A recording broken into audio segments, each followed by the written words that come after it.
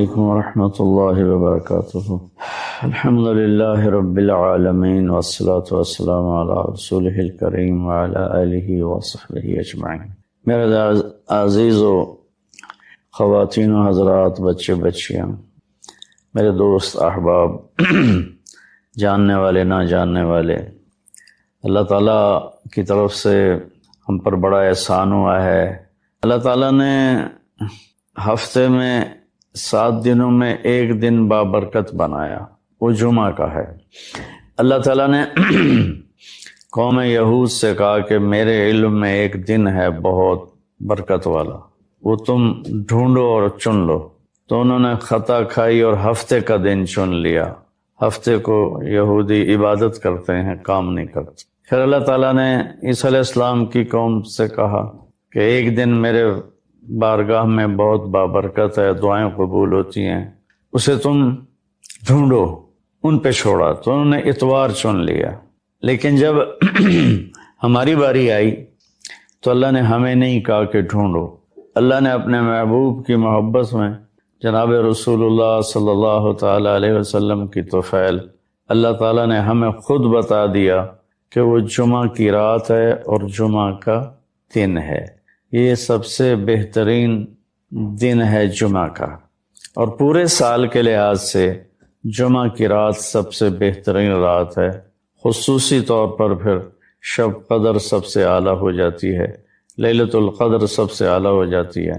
تو وہ 21، 23، 25، 27، 29 کی راتوں میں کوئی ایک رات ہوتی ہے، تو وہ اللہ تعالیٰ نے بہت ہی بابرکت بنائی۔ اللہ ہمیں نصیب فرمائے۔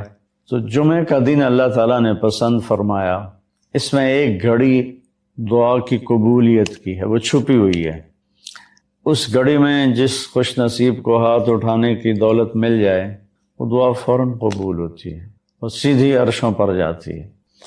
علماء نے اس میں تحقیق کی، ہر ایک نے اپنے اپنے خیال کے مطابق۔ بعضوں کے نزدیک جب امام خطبے کے لیے ممبر پہ آتا ہے تو وہ دعا کی قبولیت کا وقت ہے۔ بعضوں کے نزدیک جب دو خطبوں کے درمیان بیٹھتا ہے تو وہ وقت دعا کی قبولیت کا ہے۔ اور بعضوں کے نزدیک عصر سے مغرب کے درمیان کوئی بھی گھڑی اللہ کی بارگاہ میں دعا کی قبولیت کی ہوتی ہے۔ تو جمعہ کی نماز کو اللہ کے نبی نے بہت اہم قرار دیا، اور ارشاد میں بڑے دکھ کے ساتھ یہ حدیث بیان کر رہا ہوں۔ میرے نبی نے فرمایا جو 3 جمعے مسلسل چھوڑ دیتا ہے وہ میری ملت سے خارج ہو جاتا ہے، میری امت سے خارج ہو جاتا ہے۔ تو میں اپیل کروں گا ان بہن بھائیوں سے جو نماز میں سستی کرتے ہیں، کم از کم جمعہ ضرور پڑھ لیا کریں۔ عورتوں پہ جمعہ فرض نہیں ہے، مردوں پہ فرض ہے۔ تو میں کہا کرتا ہوں جو دوست ملتے ہیں جی نماز نہیں پڑھی جاتی، تو میں ان سے کہتا ہوں ایک نماز 5 میں سے طے کر لو اور ایک جمعہ طے کر دو، 2 نمازیں شروع کر دو۔ جس نے بھی اس پہ عمل کیا وہ 5 وقت کا نمازی بن گیا۔ تو جمعہ کی نماز کے بعد جمعہ سے جمعہ تک کے جتنے گناہ ہوتے ہیں وہ اللہ تعالیٰ معاف فرما دیتے ہیں، اور جو جتنی جلدی جا کے بیٹھتا ہے امام کا خطبہ سننے کے لیے اس کو اتنا زیادہ اجر ملتا ہے کہ دن کا مبارک عمل ہے کثرت سے درود شریف پڑھنا، اور 300 دفعہ جو درود شریف پڑھ لیتا ہے وہ کثرت میں شمار ہو جاتا ہے، اوپر کی کوئی حد انتہا نہیں ہے۔ ہمارے ایک رشتہ دار تھے، وہ انتقال ہو گیا، اللہ ان کے درجے بلند کرے۔ وہ روزانہ ایک دن میں 10,000 دفعہ درود شریف پڑھا کرتے تھے، ہر وقت تسبیح ان کے ہاتھ میں ہوتی تھی، اور روزانہ 10,000 دفعہ درود شریف پڑھا کرتے تھے۔ تو میرے بہن بھائیوں، میرے عزیزوں، اللہ تعالیٰ نے ہمیں ہر نماز کی بڑی اہمیت بتائی ہے، ہر نماز کی، لیکن خاص طور پر جمعے کی بڑی فضیلت ہے۔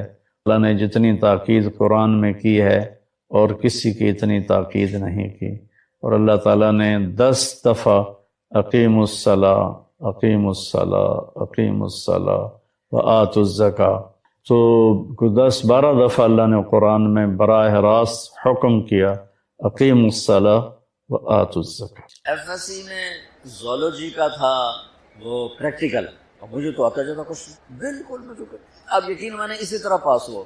تو جمعے کا دن، اس دن میں نے بڑے اہتمام سے جمعہ پڑھا، جمعے میں ایک گھڑی ایسی ہے کہ جو دعا مانگو قبول ہو جاتی ہے. جمعے کے دن 24 گھنٹوں میں ایک گھڑی ایسی آتی ہے جو دعا آپ مانگو گے تھک جائے. تو اس دن مجھے لگتا ہے کہ اسی گھڑی میں میری دعا اوپر گئی. تو میں گیا مسجد بڑے اہتمام سے نہا دھوتے کپڑے بٹاتے جو پڑھ کے بہ گیا یا اللہ مجھے تو کچھ نہیں آتا، میں ابھی جا کے سو جاؤں گا تو مجھے خواب میں سارا دکھا دینا کیا کیا آنے والا. وہ ہو سکتا ہے وہی گھڑی قبولیت کی تھی. میں آیا نماز گھر اور کتاب اٹھا کے یوں رکھی اپنے سرانے اور سو گیا. پھر میرے 5 منٹ 10 منٹ 15 منٹ آنکھ لگی ہوگی، میں نے دیکھا میں لیبارٹری میں بیٹھا ہوں اور میرے سامنے خرگوش بے ہوش آنے لگے اور وہ رکھے گئے. اس کے بعد لیفٹ سائڈ سے ایک ایگزامینر اندر آتا ہے، یہاں سلیو لیس شرٹ سفید اور گرے رنگ کی اس نے پتلون پہنی ہوئی ہے اور وہ 5 سوال لکھاتا ہے اور کہتا ہے کوئی سے 4 حل کریں. میری جو آنکھ کھلی مجھے 5 کوسچن یاد تھے کہ کیا اس نے کہا ہے. اور خرگوش میں زیادہ کہے گا بھائی ڈسیکشن کر کے ڈائجسٹو سسٹم دکھاؤ یا اس کا لیور سسٹم دکھاؤ. تو میں نے خرگوش کو پڑھ لیا اور وہ 5 سوال پڑھ لیے. جب میں پہنچا پریکٹیکل کے لیے تو میں نے دیکھا بے ہوش خرگوش ہمارے سامنے آنے لگے. میں کہہ رہا بھائی پہلی گال تو پوری ہو گئی. خرگوش آ گئے. اب بچہ اب یقین میں اس لیے کہتا ہوں کہ میری دعا اس گھڑی میں گئی. وہ گھڑی چھپی ہوئی ہے، کسی کو بھی مل سکتی ہے کسی وقت. مجھے اس دن وہ مل گئی. ادھر سے آیا ایگزامینر سلیو لیس سفید شرٹ اور گرے پتلون. میں کہا اے گل بھی پوری ہو گئی. اس کے بعد اس نے 5 سوال لکھائے. ان میں ایک کوسچن وہ تھا جو میرے خواب میں نہیں تھا اور 4 وہ تھے جو میرے خواب میں تھے. اور اس نے کہا کوئی سے 4 حل کرے. میں کہا اے لو ہمیں حل کر دینا. میں یاد کر کے آیا بیٹھا تھا سارا. تو میں تو جب امتحان قریب ہوتا تھا نمازیں شروع کر دیتا تھا. اللہ کے ساتھ بھی 2 نمبریوں میں قربان جاؤں. اللہ اس 2 نمبری کو بھی مان لیتا. چلو بھائی دعا قبول کرو، پاس کر دو، فیل نہ کرو، پاس کر دو. ذاتی ناموں میں سب سے بڑے نام 2 ہیں، رحمان اور رحیم. سارے بڑے ہیں لیکن ان میں سب سے بڑے یہ 2 نام ہیں، الرحمن الرحیم. قرآن میں ایک ہی صورت شروع ہوئی ہے الرحمن سے، تو اس کو قرآن کی دلہن کہتے ہیں علماء، الرحمن. تو اللہ نے بسم اللہ الرحمن الرحیم الحمدللہ رب العالمین الرحمن الرحیم ہمیں تسلی دینے کے لیے کہ میں رحمان و رحیم ہوں. چونکہ قرآن قانون بتائے گا، زندگی کا طریقہ بتائے گا، تو مجھے یاد کرنا میں رحمان و رحیم ہوں. کوئی سخت بات نہیں ہوگی. لا یکلف اللہ نفسا الا وسعها. کوئی ایسی بات نہیں کہوں گا جو تم نہ کر سکو. ہاں نفس بگڑ جائے تو وہ تو اور بات، وہ اللہ کا انکار کر دیتے. یعنی قربان جائیں سورہ بقرہ کا جو آخر ہے اور سورۃ فاتحہ، ہمارے نبی نے فرمایا یہ اللہ نے مجھے عرش کے خزانوں سے یہ کلام دے. اس کو جبریل لے کر نہیں آیا، جبریل آئے ساتھ ایک فرشتہ آیا اسپیشل یہ 2 کلام لے کر. للہ ما فی السماوات سے لے کر فانصرنا علی القوم الکافرین اور سورۃ فاتحہ. سورۃ فاتحہ سارے قرآن کا خلاصہ ہے. ساری آسمانی کتابوں کا خلاصہ قرآن ہے اور قرآن کا خلاصہ سورۃ فاتحہ ہے اور سورۃ فاتحہ کا خلاصہ ہے ایاک نعبد و ایاک نستعین. صرف تیری بندگی اور تجھ سے مانگنا. میں تو جہالت کا دور ہے، قبروں گرے پڑے ہیں، پیروں کے سب پاؤں میں پڑے ہیں. سائیں تسی سب کچھ کر سکتے ہو، کوئی اللہ کے سوا بھی کچھ کر سکتا ہے؟ کوئی جسے جس وقت پکارو اسی وقت جواب دے، وہ تو صرف اللہ ہے اور تو کوئی نہیں. جو پیدا بھی ہوا، جو مر بھی گیا، وہ کیسے حاجت روا ہو سکتا ہے؟ وہ صرف اللہ ہے. میں نے کہا الرحمن ہوں الرحیم ہوں، تم پر کوئی مشکل نہیں ڈالوں گا. اور آگے سنیے، وہ پچھلا مضمون چھوڑ دیتا ہوں پھر بات لمبی ہو جائے گی. اللہ نے ہمیں دعا کیا سکھائی؟ دعا کیا سکھائی؟ ربنا لا تؤاخذنا ان نسینا او اخطانا. یا اللہ کبھی جان بوجھ کے غلطی ہوگی، کبھی بھول چوک سے ہوگی، میری پکڑ نہ کریں. اللہ کہہ رہا ہے کہ اے منگو میرے کو لو. آپ کے پاس کوئی ڈاکٹر آئے کہ جی کبھی گڑبڑ جان بوجھ کے ہوگی، کبھی غلطی سے ہوگی، لیکن مجھے نکالنا نہیں، کیا خیال ہے؟ خود آپ پہ چلان ہو جائے گا میں ادریس کا.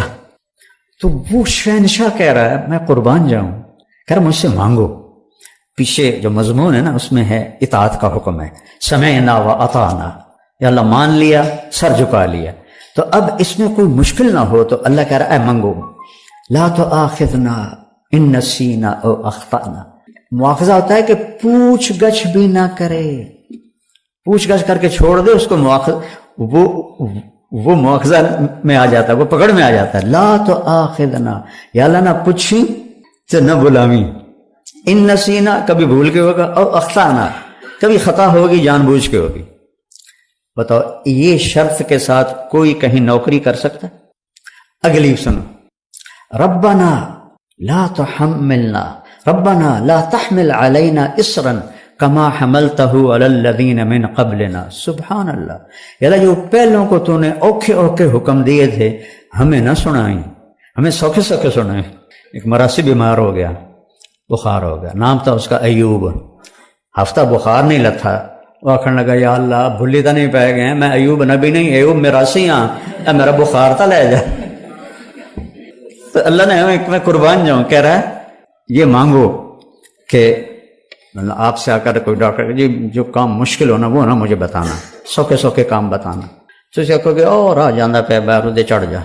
اور اللہ کہہ رہا ہے مجھ سے مانگو، میں قربان جاؤں کہ یا اللہ جو تم نے پہلوں کو بڑے مشکل مشکل حکم دیے تھے نا وہ نہ ہمیں دینا، سوکھے سوکھے دینا. بات تو مکمل ہوگی نہیں، اور مانگو کیا، ربنا لا تحملنا ما لا طاقت لنا بہ، یا اللہ چاہے کم سوکھا ہی ہوئے اور میں نہ کر سکا وہ بھی نہ آکھیں. اب بتاؤ اس سے زیادہ کیا اپنے رب کی رحمت بتاؤ. اس لیے آپ نے کہا یہ عرش کے خزانوں میں سے کلام. اور اس کے بعد اتنی چھوٹ لے کر پھر تو اس کو ڈیلی ویجز پہ بھی کوئی نہیں رکھتا، پر چلو آپ ڈیلی ویجز پہ رکھ لیں، لیکن آگے جب تنخواہ کا معاملہ ہے تو اللہ کہتا مانگو، صلہ مانگو، تنخواہ مانگو. واعف عنا واغفر لنا وارحمنا انت مولانا فانصرنا علی القوم الکافرین. جو فرسٹ آیا ہو کسی بھی امتحان میں اس کو جیسے فل پروٹوکول دیا جاتا ہے، دعا میں اللہ نے فل پروٹوکول دیا ہے کہ میں نے خود ہی تمہیں یہ چھوٹیں دی ہیں، اب تم کہیں ڈر نہ جانا کہ پتہ نہیں کچھ ملے گا بھی صحیح کہ نہیں. مانگو واعف عنا. پہلا کام یہ ہے کہ ہمارے گناہوں کا نشان مٹا دے. نشان مٹانے کو عفو کہتے ہیں، نشان مٹانا اس کو عفو کہتے ہیں، معافی نہیں کہتے، نشان مٹانا. کہ پہلا کام یہ کر کہ یہاں جو کچھ لکھا گیا نا پٹھے پاسے انہوں مٹا دے. واغفر لنا، دوسرا یہ کر کہ ہمیں معاف کر دے. تیسرا یہ کر ورحمنا، سنو جنت ہی دے. اور شاید تمہارے دلوں میں یہ بات آ گئی ہو ڈھیر مانگ لے ہے، کہتے ہیں کم الٹا نہ ہو جاوے. تسلی کے لیے ایک جملہ، انت مولانا، تو ہی تو ہمارا مولا ہے، تجھ سے نہ مانگے تو اور کس سے مانگے. چلو ایک اور بھی مانگ لو، پوری صرف جنت پہ تمہارا گزارا نہیں ہوگا، دنیا میں بھی عزت چاہیے. فانصرنا علی القوم الکافرین، ہمیں دنیا میں کفار پہ عزت عطا فرما. سبحان اللہ. تو اللہ سے جڑنے کے بغیر روح مکمل نہیں، اور کھانے کے احتیاط کے بغیر جسم مکمل نہیں. میڈیسن سے نہیں یہ مکمل ہوتا. تو روح کو اللہ سے جوڑنا ہے، اس کے لیے کتاب اللہ ہے اور رسول اللہ ہے. قل ان کنتم تحبون اللہ فاتبعونی، اگر دعویٰ کرتے ہو کہ ہمیں اللہ سے بڑا عشق ہے تو میری غلامی میں آؤ. اللہ کہہ رہے ہیں ان سے کہو کہ میری غلامی میں آؤ، میرے بن کے دکھاؤ. یحببکم اللہ، پھر میں تم سے پیار کروں گا. تو واحد ہمارے نبی ہیں جن کی پوری زندگی پیدائش سے وفات تک محفوظ ہے. یعنی ایک معمولی سی بات، جب آپ کسی کو بلاتے تھے جیسے مرضی بلائیں، لیکن حدیث میں آتا ہے جب آپ کسی کو بلاتے تھے تو ایسے کر کے بلاتے، ایسے نہیں کرتے تھے. کتنی چھوٹی بات ہے، ایسے نہیں کرتے تھے، ایسے کرتے. انگلی اٹھانا ایک عیب سمجھا جاتا ہے، آپ ایسے کر کے بلاتے تھے. اتنی چھوٹی چھوٹی باتیں بھی لکھی پڑی. جب آپ کو کوئی بلاتا تھا ادھر سے یا رسول اللہ تو آپ ایسے نہیں کرتے تھے. اب یہ ساتھی کھڑا ہے، یہ مجھ سے کہے مولوی صاحب تو میں اتنا ہی کروں گا، ادھر والا کوئی کہے مولوی صاحب تو میں اتنا کروں گا. اور جب میرے نبی کو کوئی بلاتا تھا یا رسول اللہ تو آپ ایسے کرتے تھے، پورا سینہ دیتے تھے، گردن نہیں. ادھر سے کوئی بلاتا یا رسول اللہ تو آپ ایسے کرتے. پیچھے سے کوئی بلاتا تو فل موڑ کے اس کی طرف پھر کر کہتے تھے جی فرمائیے. میں نے آپ کو ایک چھوٹی سی مثال دی کہ میرے نبی کی زندگی کا ایک ایک ذرہ لکھا پڑا ہے. کوئی نبی ایسا نہیں ہے جس کی زندگی اس طرح محفوظ کی گئی ہو. آپ کی چال کیسی تھی، آپ کی رفتار کیسی تھی، آپ کا معاملہ کیسا تھا، آپ گھر میں کیسے تھے، آپ باہر کیسے تھے، آپ نے شادیاں کیوں کی، زندگی سمجھانے کے لیے. کیونکہ سب سے مشکل رشتہ خامد اور بیوی ہے، اسے نبھانا سب سے مشکل ہوتا ہے. تو آپ نے کہا دیکھو مجھے عورتوں کی کوئی خواہش نہیں ہے، میں نے جہاں شادی کی، جہاں بیٹی کی شادی کی، اللہ کی وحی آئی پھر میں نے قدم اٹھایا، ورنہ 25 سال کا نوجوان 40 سال کی بیوہ عورت سے شادی کر سکتا ہے؟ آج کسی 25 سال کے بچے کو اس کا باپ کا پترا ہے 40 سال کی بیوہ ہے تیری شادی کرنی، وہ تو کراچی دوڑ جائے گا۔ تو آپ نے 25 برس 40 سال کی عورت کے ساتھ گزارا، جب ان کا انتقال ہوا آپ کی عمر 50 سال ہوئی تو 10 شادیاں کر لیں۔ زندگی سمجھائی، گھر میں زندگی، میاں بیوی کا نباہ بڑا مشکل ہوتا ہے، چونکہ یہ خونی رشتہ نہیں ہوتا ہے، ایک بول پہ بنتا ہے ایک بول پہ ٹوٹتا ہے۔ تو یہ سب سے مضبوط ترین اور اہم ترین رشتہ ہے کہ اس سے رشتے جنم لیتے ہیں۔ یہ پہلا رشتہ آدم و حوا کا قائم ہوا، خامد اور بیوی کا قائم ہوا۔ اللہ نال 3-4 پتر بھی بنا کے دے دینا، وہ کڑی مشکل ہے، کن فیکون ہی کرنا ہے۔ نہیں، اولاد پہلے ماں باپ، پہلے میاں بیوی بنایا پھر اولاد دی۔ اور عجب میرے نبی کی شان ہے، جب وہ نکاح ہو گیا نا جنت میں تو اللہ نے کہا مہر دو، آدم حوا کو مہر دو۔ مہر کیا چیز ہے؟ یہ کسی کی بیٹی کی قیمت نہیں ہے، چاہے جھونپڑی والا ہو چاہے محل والا ہو، یہ ایک علامت ہے کہ جب تک یہ نکاح باقی ہے یہ لڑکا اس لڑکی کے خرچ کا ذمہ دار ہوگا، کمانا اس کے ذمہ نہیں ہوگا، کمانا اس لڑکے کے ذمہ ہوگا۔ یہ مہر اس لیے ہے۔ تو انہوں نے پوچھا جی کیا مہر دوں؟ فرمایا تیری نسل میں میرا آخری نبی آئے گا، اس پہ ایک دفعہ درود پڑھ دے، یہ مہر ہے۔ کم از کم دن میں 300 دفعہ تو چلتے پہ صلی اللہ علیہ وسلم ہی پڑھ لو تو یہ کثرت سے درود والا بن جائے گا۔ جو 300 دفعہ پڑھے کثرت سے درود والا ہے، اور جو کثرت سے درود پڑھتے ہیں اس کی تو کوئی حد نہیں، لیکن 300 سے وہ کثیر میں آ جاتا ہے، جیسے 33 نمبر سے پاس ہونے والوں میں آ جاتا ہے۔ آپ نے کہا میں ان کی شفاعت کروں گا قیامت کے دن۔ اپنے نبی کو پڑھو، ان کی زندگی پڑھیں۔ کسی بھی علم سے انسان نہیں بنتا سوائے علم نبوت اور در رسالت پر سر جھکانے کے بغیر انسان نہیں بنتا ہے۔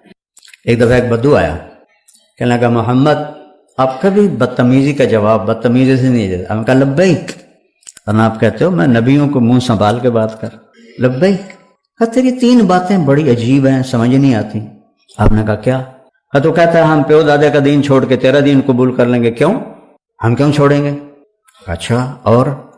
تو کہتا ہے روم بھی فتح ہو جائے گا، ایران بھی فتح ہو جائے گا، اے جڑے بیٹھے ہوں اے فتح کرن گے، کپڑے ہی پورے نہیں، جوتی کوئی نہیں، روٹی کوئی نہیں، انہیں فتح کرنا ہے، یعنی سپر پاور ایران اور روم۔ ہم کہا اچھا اور؟ تیسرا تو کہتا ہے مر جائیں گے، مٹی ہو جائیں گے، پھر اٹھ جائیں گے۔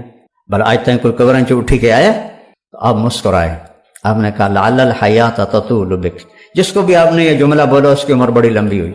آپ نے کہا لگتا ہے تیری عمر لمبی ہوگی، تو ایک دن تو دیکھے گا یہ سارا عرب میرا کلمہ پڑھے گا، اور ایک دن تو دیکھے گا روم اور ایران فتح ہو کے مدینے میں آئیں گے، اور باقی رہے گی تیسری بات مر کے اٹھنے کی، تیرا یہاں سے ہاتھ پکڑوں گا اور تجھے یاد دلاؤں گا تیسری گل ہوگی کہ نہیں ہوگی؟ وہ کہنے لگا میں نہیں مانتا، واپس چلا گیا۔ تو جب فتح مکہ ہوا سارا عرب کلمہ پڑ گیا، کہنے لگا ایک گل تو ہو گئی، حضرت عمر کے زمانے میں روم بھی فتح ہو گیا، ایران بھی فتح ہو گیا، کہنے لگا بھلیا لوکا دوئی بھی ہوگی کہ جائیں 3 نہ ہو جائے، چل جا کے کلمہ پڑھ۔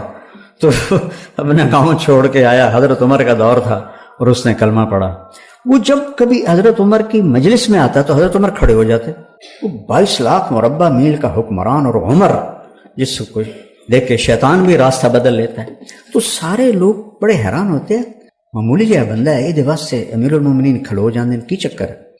تو ایک دن وہ فرمانے لگے میں تمہاری آنکھوں میں سوال دیکھتا ہوں کہ میں اس کے لیے کیوں کھڑا ہوتا ہوں؟ جس دن یہ مجلس میں آیا تھا اس دن میں بھی اس مجلس میں موجود تھا، تو اسے میرے نبی نے کہا تھا قیامت کے دن تیرا ہاتھ پکڑ کے یاد دلاؤں گا، اور اس دن جس کا ہاتھ میرے نبی نے پکڑ لیا جنت میں پہنچائے بغیر نہیں چھوڑیں۔ تو اے دکل تا سرٹیفکیٹ ہے جنت دا، اس لیے میں اس کی عزت کرتا ہوں۔ تو اپنے ہاتھ چھڑا لو اور حبیب کے ہاتھ میں ہاتھ دے دو، اپنی زندگی پہ ٹھپا لگا لو محمدی صلی اللہ علیہ وسلم، تو پھر ہوگا لَقَدْ خَلَقْنَا الْإِنسَانَ فِي أَحْسَنِ تَقْوِيمٍ، کہ ہم نے انسان کو بہترین مخلوق پیدا فرمایا ہر لحاظ سے، بشرطے کہ یہ 2 باتیں اس کے اندر ہوں۔ اور پھر جیسے جسم میلا ہو جاتا ہے تو ہم نہا لیتے ہیں، تو اگر روح پہ کوئی داغ لگ جائے تو اللہ نے کہا کوئی مسئلہ نہیں، توبہ کرو میں معاف کر دوں۔ جتنی دفعہ توبہ ٹوٹے توبہ کر لو، میں صاف کر دوں گا، نشانی مٹا دوں گا۔ آخری یا ایھا قرآن میں 89 دفعہ آیا ہے یا ایھا آمنو، آخری جو آیا ہے 28ویں پارے میں، یا ایھا آمنو توبوا الی اللہ توبۃ نصوحا عسیٰ ربکم ان یکفر عنکم سیئاتکم، اپنے رب کی بارگاہ میں توبہ کرتے رہو، جب بھی توبہ کرو گے تمہارے گناہوں کو نشان بھی دھو کے رکھ دے گا، تکفیر صاف کر دینا، ایک مطلب اس کا یہ بھی۔ اور پھر خود حدیث میں فرمایا میرے نبی نے کہ اللہ کہتا ہے یا ابن آدم لو بلغت ذنوبک عنان السماء، میرا بندہ تو اتنے گناہ کر کے آسمان کی چھت کو پہنچا دے، کوئی کر سکتا ہے؟ آسمان تو آج تک دیکھا ہی نہیں گیا، اور ناممکن بات کی میرے اللہ نے، حدیث قدسی ہے، اتنے گناہ کر عورت یا مرد کہ آسمان کی چھت کو لگا دے، پھر آدھی زبان سے کہ یا اللہ معاف کر، تو میں سارے معاف کر دوں گا، ولا ابالی کا، مجھے پرواہ کوئی نہیں، کیوں پرواہ کوئی نہیں، کہ تمہارے گناہوں سے میں چھوٹا نہیں ہوتا، تمہاری نیکی سے میں بڑا نہیں ہوتا، تو تم اتنے بھی گناہ کر کے توبہ کرنے آؤ گے تو میں معاف کر دوں۔ تو روح کو دھونے کا بھی انتظام ساتھ ہے، داغ دھبے تو لگیں گے، آخر ہم نفس کے پتلے ہیں۔ اور پھر میں سبحان اللہ، کوئی آپ سے ناراض ہو، وہ آپ سے معافی مانگنا ہے تو آپ کریں گے آؤ جی آؤ جی، یا منہ موڑ کے ادھر چلے جائیں گے۔ میں نے کبھی نہیں محسوس کیا، میں پھر بھی سلام کرتا ہوں۔ تصل من قطعک، میرے نبی نے کہا جو توڑے اس سے جوڑ۔ تو طریقہ تو یہ ہے کہ ناراضگی ہو تو منہ بندہ پہلے پاسے کر لینا، بیوی منہ پرا کر لیندی، خامن منہ پرا کر لینا، ماں باپ منہ موڑ لیتے۔ اور میرا اللہ کیا کہتا ہے، من تقرب الی تلقیتہ من بعید، جو مجھے منانے کے لیے آتا ہے میں آگے بڑھ کے اس کا استقبال کرتا ہوں۔ جیسے بھی آپ لوگ کھڑے تھے میرے استقبال میں، تو اللہ کہتا میں اس گناہ گار کا استقبال کرتا ہوں کہ آ جا میرا بندہ، میں تو انتظار میں تھا کہ تو توبہ کرے، ہماری دوستی قائم۔ ما لم یغرغر، ہاں جب یہاں روح اٹک جائے گی پھر توبہ نہیں ہے، اس سے پہلے دروازہ کھلا ہے۔ تو میرے بھائی بہنوں، یہ میں نے 2 آیتیں آپ کے سامنے بیان کی ہیں جو ساری آپ کی میڈیکل لائن سے ہیں، بلکہ ہر انسان کی لائن سے ہیں، کہ وہ جسمانی طور پر بھی اچھا ہو، اس کے لیے اس کی غذاؤں کا استعمال، اور خاص طور پہ جو حرام ہے، ایک حرام ہے شراب ہے، سور ہے، ایک حرام ہے کہ رشوت ہے، بدعنوانی ہے، اور 2 نمبری ہے، اس سے بھی حرام ہو جاتا ہے۔ یہ جسم کو کبھی بھی پنپنے نہیں دیتے، حرام کھا کے کبھی کسی کی نسل نہیں بنی نہ سنوری۔ ایجوکیٹ کریں اپنے آپ کو بھی، اپنے مریضوں کو بھی، اور اس روح کو اللہ سے جوڑیں قرآن کے ذریعے اور نبی کی سیرت کے ذریعے۔ قرآن کو پڑھیں، اس کا ترجمہ پڑھیں، مکی صورتوں کو پڑھیں، اللہ مجھ سے کیا چاہتا ہے، اللہ کیا کہتا ہے۔ قریش نے کہا، آخری بات کر رہا یار، ہمیں تو اپنی پیڑھیاں یاد ہیں، کیونکہ ان کو اپنی پیڑھیاں، میرا رب کیا ہے، سونے سے پاک، اونگنے سے پاک، لہذا جو ہمیشہ سے زندہ ہے اسی کا حق ہے کہ اس کو پکارا جائے، جو ہمیشہ سے قائم ہے اسی کا حق ہے کہ اسی سے مدد مانگی جائے۔ سونے سے پاک ہے، اونگ سے پاک ہے، ہیبت کیسی ہے، من ذا الذی یشفع عندہ الا باذنہ، کوئی کسی میں ہمت ہے کہ اس کے سامنے دم مار سکے اس کی اجازت کے بغیر۔ علم کیسا ہے، ما بین ایدیہم وما خلفہم، آگے اور پیچھے، ماضی اور حال، مستقبل۔ زمین تو ویسے ہی چھوٹی سی ہے، اس کائنات کا لوگ جو تلاش کر رہے ہیں وہ پاگل ہو جاتے ہیں کہ یہ اتنی بڑی کائنات کس نے بنائی تھی، کیسے بنائی تھی، اور کیا نظام ہے۔ یہ ایک بہت بڑا طبقہ ہے جو کہتا ہے کہ خود بخود ہو گیا، یہ خود بخود ہو گیا، دھماکہ ہوا خود بخود ہو گیا۔ ایک مثال دیتا ہوں، یہاں ایک دھماکہ ہو اور آپ سارے اڑتے ہوئے بستروں کے اوپر جا کے لیٹ کے آرام سے سو جاؤ، کیا یہ ممکن ہے؟ یہاں سے دھماکہ ہو اور آپ اڑتے ہوئے دسترخوان پہ پہنچ کے سحری کھانا شروع کر دو، کیا یہ ممکن ہے؟ ایک دھماکہ ہو اور لوہا بندر بن جائے، یہ ممکن ہے؟ لوہا تلوار بن جائے، یہ ممکن ہے؟ اللہ تعالیٰ بیٹا گمراہی سے بچائے۔ یہ کیسا دھماکہ ہے؟ ایک کائنات میں دھماکہ ہوا، اور کس دھماکے سے تو چیزیں تباہ ہوتی ہیں، برباد ہوتی ہیں، ٹوٹتی پھوٹتی۔ آج کل گندم تل رہی ہے نا ہمارے سارے پنجاب میں، تو گندم میں دھماکہ ہوا اور ساری گندم اڑ کے بوریوں میں فٹ ہو کے ٹرک پہ چڑھ گئی اور منڈی بھی پہنچ گئی۔ تو اگر میں یہ کہوں، سارے کہیں کہ بڑے بے وقوف ہو، اور میں کہوں کہ تم کہتے ہو دھماکے سے ہر چیز اپنے آپ سیٹ ہو گئی، تو تم تو مجھ سے بڑے بے وقوف۔ ایک آسٹریلیا کا سائنسدان تھا، مجھے نام بھول گیا، جب دھماکہ ہوا، اولم یر الذین کفروا ان السماوات والارض کانتا رتقا ففتقناہما، اس سے استدلال کیا جو قرآن سائنس ثابت کرنے نہیں آیا، قرآن سائنس کو ثابت کرنے نہیں آیا، یہ زندگی کا طریقہ بتانے آیا ہے۔ آج سائنس کی تحقیق یہ ہے، اور کل غلط ہو کے کوئی اور آ جائے، قرآن کا موضوع سائنس نہیں ہے۔ تو لہٰذا میں یہ نہیں کہہ رہا ہوں کہ یہ آیت اس دھماکے کو بتا رہی ہے، اللہ کو پتہ ہے کہ کیا دھماکہ ہے۔ تو قرآن سے سائنس نہیں ثابت کی جاتی، قرآن سے انسانیت کا سبق ملتا ہے کہ انسان کیسا ہونا چاہیے۔ تو اس کا میں نے ریسرچ پڑھی تھی کہ جس وقت دھماکہ ہوا تو دو چیزیں پیدا ہوں، ایک رفتار، جیسے میں اس کو یوں پھینکوں تو یہ ایک رفتار سے جائے رفتار، اور ایک ان کی آپس میں کشش، گریوٹیز، جیسے زمین میں کشش ہے، ثقل ہے نا، جسے ہمیں پکڑا ہوا ہے، اور اوپر 280 من ہوا کا دباؤ ہے، نیچے زمین نے پکڑا ہوا ہے، اوپر 280 من ہوا کا دباؤ ہے۔ یہ 24,000 کلومیٹر ہے۔ اگر یہ 48,000 کلومیٹر ہوتی تو اس کا جو تھا کشش وہ دگنی ہو جاتی۔ تو ہم زمین پر ایسے چلتے جیسے گارے میں پھنس کے نہیں گاڑیاں چلتی، یہاں ہم چلتے ہیں کہ پیر اٹھانا پھر رکھنا پھر اٹھانا پھر رکھنا، اور اگر یہ اس سے 4 گنا بڑی ہوتی تو آج کا 6 فٹ کا نوجوان چوہے کے برابر ہوتا، سارے چوہے ٹورے پھر دن۔ اللہ نے کس حساب سے اس کو بنایا، اوپر 280 من ہوا، نیچے زمین کی پکڑ، ہم یوں 2 پکڑوں کے اندر کھڑے ہوئے ہیں، اور ہم سب زمین پر الٹے لٹکے ہوئے، الٹے۔ میں ایک دفعہ چھپکلی کو دیکھ رہا تھا، میں نے کہا یا اللہ پٹھی ٹوری جاندی ہے چھت پہ، تو تھوڑی دیر بعد مجھے خیال ہے تو بھی تو پٹھا ہی پڑا ہوا ہے، یہ زمین ہے، یہ میرے پاؤں ہیں، یہ میرا سر ہے، میں یوں ہوں شہنشاہ اعظم۔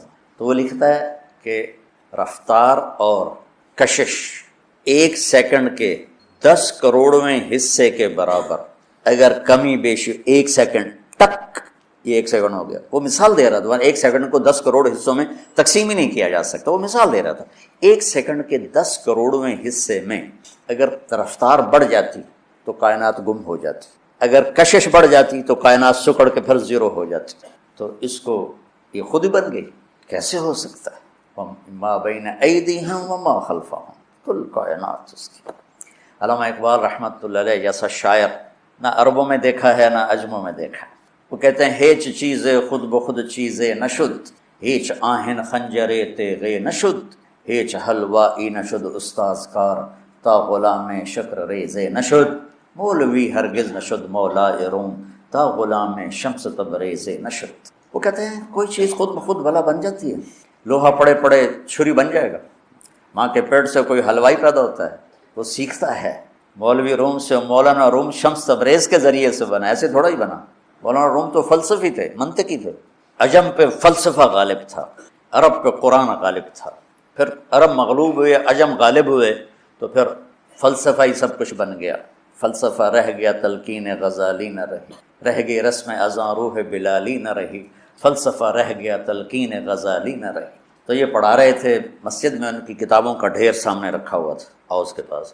تو شمس تبریز آئے، دیہاتی شکل، گنوار جیسے ہوتے نا، بدو، تو بڑے معصوم انداز میں مولانا روم سے پوچھا این چیست، وہ کتابیں تھیں، کہ یہ کیا ہے؟ تو انہوں نے دیکھا دیہاتی ہے، تو انہوں نے بڑے تکبر سے کہا این آنس کہ تو نمی دانی، ارے پاگل، یہ وہ جو تو نہیں جانتا۔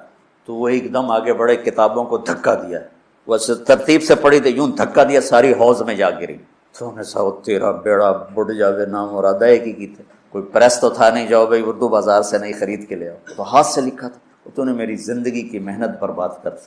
تو وہ کھڑے ان کی گالیاں سنتے رہے، پھر حوض میں اترے اور ایک کی کتاب کو نکالیں، خشک بالکل، اور سامنے رکھ، اس یوں جھاڑے مٹی نکلو سامنے، ساری کتابیں خشک کی خشک نکال کے باہر۔ اب مولانا روم بولے این چیز، یہ کیا ہے؟ تو اب تبریز بولے این است کہ تو نمی دانی، یہ وہ جو تو نہیں جانتا ہے۔ مولوی ہرگز نشد مولا روم، تا غلام شمس تبریز نشد۔ میں گیا ہوں ان کے دربار پر، حاضری دی تھی جب ترکی ہماری جماعت گئی، ہماری تشکیل نہیں تھی، کونیا، میں نے کہا میں نے جانا ہے مولانا روم۔ ہم نے پورا فلائٹ لی اور 8 گھنٹے فلائٹ لیٹ ہو گئی، جہاں وہ ایئرپورٹ پر بیٹھ ہماری تباہی پھر گئی۔ تو شمس تبریز بھی وہیں ہیں اور مولانا روم بھی وہیں ہیں، لیکن پھر